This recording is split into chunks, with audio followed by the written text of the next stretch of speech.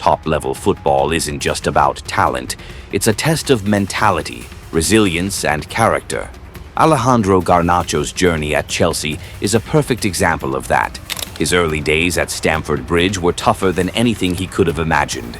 The weight of a big transfer fee, the pressure of living up to fan expectations, and the constant media scrutiny after leaving Manchester United, all of it combined into a psychological storm that few could handle. Weeks on the bench, whispers of dressing room tension, and his visible frustration whenever he didn't make the lineup, they all painted a distorted image of Garnacho in the public eye. Some United fans even mocked him, asking whether moving from one bench to another had really been worth it. That sarcasm summed up just how ruthless the world of elite football can be. Garnacho was going through a stretch filled with doubt and distrust. But for those who watched closely, there were early signs of a turnaround. His brilliant goal against Qarabağ in the Champions League, a sharp, instinctive left-footed finish, felt like a breakthrough moment, a statement that he was coming out of the shadows. Yet the real story lies in his consistency and maturity in recent Premier League matches. Contributing to 4 goals in his last 4 games is no small feat, especially considering how much his game has evolved. Chelsea's win over Wolves wasn't just another 3 points, it was the rebirth of Alejandro Garnacho.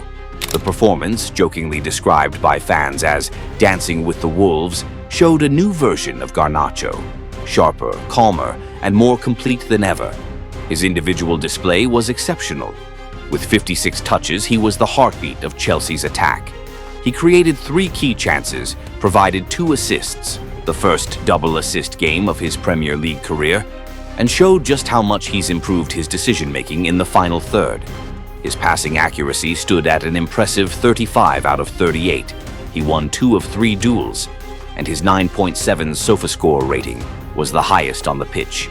Garnacho looked like a player who no longer relied solely on speed and flair, but one who understood control, timing, and teamwork. This transformation is no coincidence. It's deeply tied to the environment Enzo Maresca has built at Chelsea, one based on structure, discipline, and clarity. Under Maresca, there's no room for empty slogans about spirit or symbols. Everything comes down to merit. Earn your place or someone else will. And perhaps that's exactly what Garnacho needed. His fiery personality and youthful impulsiveness have found balance in Maresca's system. Sports psychologists often say some players thrive on freedom, while others, like Garnacho, need boundaries to truly grow. The healthy, competitive atmosphere at Chelsea has replaced the toxic tension of his past, allowing him to focus purely on football. Moving to Chelsea was his own decision. Now he's learning what it means to take ownership of that choice. The celebration after the goals from Pedro Neto and Garnacho was another powerful moment. When Garnacho climbed onto the advertising board, recreating his old trademark pose, only to be immediately swarmed by his teammates, it sent a clear message. This wasn't a display of ego or defiance. It was a symbol of unity, of a player being fully embraced by his new team. That connection, that brotherhood, is the kind of positive energy Chelsea have needed to get through this challenging phase.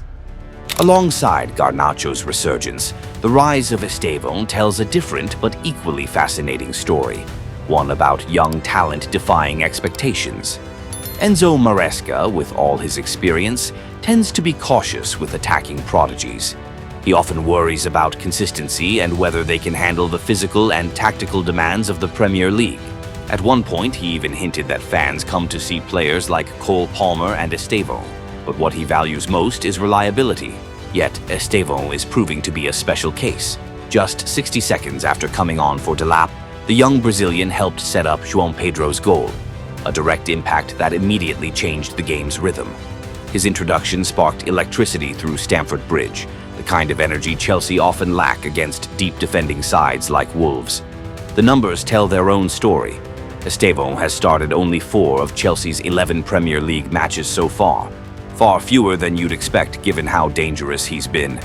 Competing with a complete winger like Pedro Neto on the right and occasionally shifting into the number 10 role, he still feels like a player who deserves more minutes.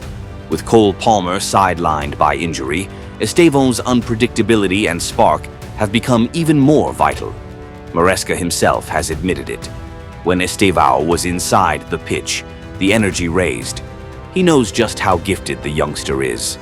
You can see that, absolutely. He's top, he's a talent, he's doing fantastic. For this club, in the next 5 to 10 years, he will be a top player. The coach even joked about Estêvão complaining about London's cold weather, a small detail that contrasts perfectly with the fire he brings on the pitch. Maresca has promised that Estêvão will get his chance to start soon, but with the way he's performing and the fans demanding more, that soon might come sooner than anyone expected. The success of these two wingers is no accident. It is the direct result of Maresca's tactical design. The coach operates a system heavily influenced by positional play, where the key is to overload the center to isolate the wings. In his structure, the fullbacks often tuck into central midfield roles, creating numerical superiority in the middle of the park. This forces the opponent's defensive unit to compress centrally, leaving acres of space and crucial one-on-one duels out wide. This strategic isolation is tailor-made for players like Garnacho and Estêvão. Garnacho, positioned on the left, utilizes this space to cut inside onto his favored left foot, allowing him to shoot or deliver precise passes into the box.